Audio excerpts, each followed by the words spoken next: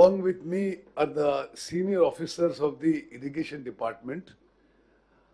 రాష్ట్రంలో irrigation projects విషయంలో ప్రత్యేకంగా కాళేశ్వరం ప్రాజెక్ట్ విషయంలో అసత్య ప్రచారం చేసే కొందరి ప్రయత్నం అది పూర్తిగా అసత్యమని చూపించాలని, అదేవిధంగా ఒక గ్లోబల్ టైప్ ప్రొపగాండా ఏదైతే వాళ్ళు చేయబోతున్నారో అది ఖండించాలని ఈరోజు ప్రెస్ మీట్ ఉద్దేశం.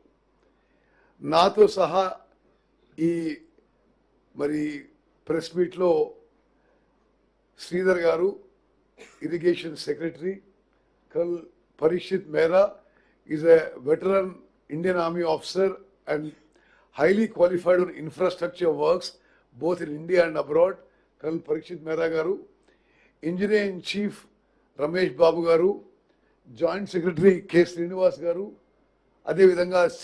Ramagundam, under which Kaleshwaram project comes, Srinivas Gupta garu, mana Anvesh Reddy garu is just here as my friend, Seeds Corporation Chairman. మిత్రులారా, నేను మీ అందరికీ సవినయంగా ముందు సబ్జెక్ట్ ఇంట్రడ్యూస్ చేసి then the officers will cover some main issues and then I will speak again later. నేను ఇప్పుడు 2.5 ఏళ్ళు irrigation మంత్రిగా ఉన్నా.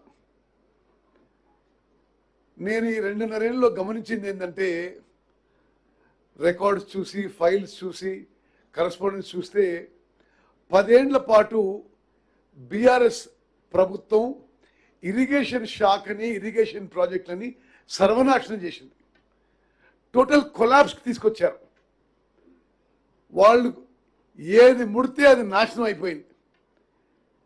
మనందరినీ తాకట్టు పెట్టి, మన పిల్లల్ని తాకట్టు పెట్టి, వాళ్ళ పిల్లల్ని తాకట్టు పెట్టి హై ఇంట్రెస్ట్ లోన్స్ తీసుకొచ్చి, high interest short tenure loans తీసుకొచ్చి వాళ్ళ కకృతికో మరి వాళ్ళ లాభాపేక్షకో, వ్యక్తిగత లాభాపేక్షకో ఇరిగేషన్ ప్రాజెక్టులు కట్టింది తప్పితే తెలంగాణ రైతాంగానికి, తెలంగాణ ప్రజల కోసం మేలు చేయడానికి మాత్రం ఇరిగేషన్ ప్రాజెక్టులు కట్టలేదు. ఒక బ్రాడ్ మీకు ఇంట్రడక్షన్ ఇవ్వాలంటే 1.81 lakh crores 10 ఏళ్లలో బారో చేయడం కానీ, ట్యాక్స్ పేయర్స్ పని కానీ గత బీఆర్ఎస్ ప్రభుత్వం ఖర్చు పెట్టింది. 1.81 lakh crores. భారతదేశంలో ఏ రాష్ట్రం ఇంతగానో ఖర్చు పెట్టలే. అండ్ దాని కింద వాళ్ళు చూపెట్టడానికి ఏముంది? కూలిపోయిన కాళేశ్వరం ప్రాజెక్టు, 1 ఎకరం ఇవ్వలేని పాలమూరు రంగారెడ్డి ప్రాజెక్టు, 1 ఎకరం ఇవ్వని సీతారామ ప్రాజెక్టు, పూర్తిగాని దేవాదుల ప్రాజెక్టు, పూర్తిగాని కల్వకుర్తి, నెట్టెంపాడు, భీమా, కోయిల్ సాగర్ అన్ని అసంపూర్తిగా వదిలేశారు. అంటే 1,81,000 కోట్లు ఖర్చు పెట్టి ఒక్క ప్రాజెక్ట్ కూడా పూర్తి చేయలేదు. నామ మాత్రం ఆయకట్టే రావడం జరిగింది. మరి శాఖ నిర్వహణ కూడా పూర్తిగా అస్తవ్యస్తంగా ఆ 10 ఏళ్ల పాటు జరిగింది. మేము వచ్చిన తర్వాత సిస్టమ్స్ ఇన్ ప్లేస్ పెట్టి తీసుకొచ్చి ఒక 1,200 మంది కొత్తగా ఇంజనీర్లను రిక్రూట్ చేసి 1,800 మంది లస్కర్లను తీసుకొని ఒక ఇరిగేషన్ శాఖని కొంత లైన్లో పెట్టడం జరిగింది. 10 ఏళ్ల పాటు ప్రమోషన్స్ అనేవి లేకుండా ఉండే ఇరిగేషన్ డిపార్ట్మెంట్లో మేము మొత్తం సిస్టమ్ ప్రకారం ప్రమోషన్స్ కూడా పూర్తి చేసి ఇరిగేషన్ డిపార్ట్మెంట్ స్ట్రక్చర్ కూడా పూర్తి స్థాయిలో ఒక షేప్కి తీసుకొచ్చినాం. ఇప్పుడు మనం ఏం గమనిస్తున్నాం? నేను ఒరిజినల్ హైదరాబాదీ, అంటే టీఆర్ఎస్ వాళ్ళ కదలికలు చూస్తుంటే ఉల్టా చోర్ కొట్వాల్ కొట్ట అంటే అనిపిస్తుంది. ఎట్లా అంటే కాళేశ్వరం ప్రాజెక్టు డిజైన్ చేసింది వాళ్ళు, కట్టింది వాళ్ళు, కూలిపోయింది వాళ్ళ టైంలో. ఎన్డీఎస్ఏ టీం వచ్చి due to poor design, poor construction, poor maintenance కూలిపోయిందని వాళ్ళ టైంలోనే రిపోర్ట్ ఇచ్చిండ్రు, ప్రిలిమినరీ రిపోర్ట్. వాళ్ళ టైంలో ఉన్న ఇంజనీరింగ్ చీఫ్ అండ్ అడ్వైజర్సే ఇది దీంట్లో ఈ ప్రాజెక్ట్ నిర్మాణంలో చాలా ఇష్యూస్ ఉండే, అందుకోసమే కూలిపోయిందని ఇచ్చిండ్రు. ఇప్పుడు నాశనం పెట్టించి ఇప్పుడేమో 10-15 రోజులకు ఒకసారి ఏదో మాట్లాడుతుంటారు. ఈరోజు మనిషి కన్నెపల్లి పంపోజ్ పోయి ఆ ప్రాణహిత నుంచి నీళ్లు చూపెట్టి అసలు మీరు ఈ పంపోజ్ ఆన్ చేసి ఆ నీళ్లు లిఫ్ట్ చేయంటారట. ఆ పెద్ద మనిషికి 10 ఏళ్ల పాటు వాళ్ళు కట్టిన ప్రాజెక్టులు సరిగ్గా కడితే, తెలంగాణకి కట్టిన ప్రాజెక్టులు సరిగ్గా కడితే దురదృష్ట పరిస్థితి రాకపోయేది. మీ వల్లనే ఇప్పుడు ప్రాణహిత ఆ నీళ్లు ఉపయోగించలేకపోతున్నాము.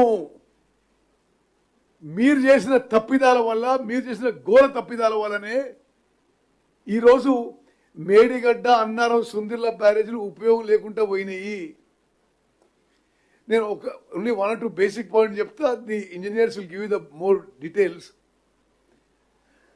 చాలా స్పష్టంగా ఆ 3 బ్యారేజీల్లో ఉపయోగించిన సీకెంట్ పైల్ ఫౌండేషన్ డిఫెక్టివ్గా ఉంది. వాటర్ స్టోరేజ్ చేయడానికి వీలు లేదు అని చాలా స్పష్టంగా national dam safety authority, which is the apex body created by an act of parliament and consisting of the highest experts in the country, said ఈ 3 బ్యారేజీలు ఫౌండేషనే ఇది అనుమానాస్పదంగా ఉంది, ఇది సస్పెక్ట్గా ఉంది, ఇది విస్తృతమైన టెస్టింగ్, రిహాబిలిటేషన్ చేయాలి. ఉదాహరణకి అన్నిటికీ స్టిల్లింగ్ బేసింగ్ పెంచాలి. ఇప్పటి యాజ్ ఇట్ ఈస్గా ఆ బ్యారేజీలు ఉపయోగించలేము అని స్పష్టంగా ఇచ్చిండ్రు. ఇప్పుడు జాతీయ అంతర్జాతీయ ఎక్స్పర్ట్స్ ఏమో బ్యారేజీలు ఉపయోగించలేము, కూలిపోతుండొచ్చు. ఉదాహరణకి మేడిగడ్డ బ్యారేజ్ కూలిపోతే కింద 44 ఊర్లు కొట్టుకపోతాయి, భద్రాచలం టౌన్ కొట్టుకపోతుంది, భద్రాచలం గుడి కొట్టుకపోతుంది. అందుకోసమే 3 బ్యారేజీలు కూడా గేట్లు పైకెత్తి allow free flow of the river అని చెప్పి వాళ్ళు చెప్తే, మరి కొద్దిగా కల్వకుంట్ల తారక రామారావు గారి కంటే కొంత వాళ్ళకి ఎక్కువ నాలెడ్జ్ ఉందని మేము అనుకుంటున్నాం. ఈ నేషనల్ డ్యామ్ సేఫ్టీ అథారిటీ వాళ్ళకి వాటర్ ఇప్పుడు ఇంపౌండ్ చేయడానికి వీలు లేదు, స్టోరేజ్ చేయడానికి వీలు లేదు, అది దానికి ఫౌండేషన్ డిఫెక్టివ్గా ఉందని చెప్పి స్పష్టంగా లిఖితపూర్వకంగా ఇచ్చిపోయినారు. మరి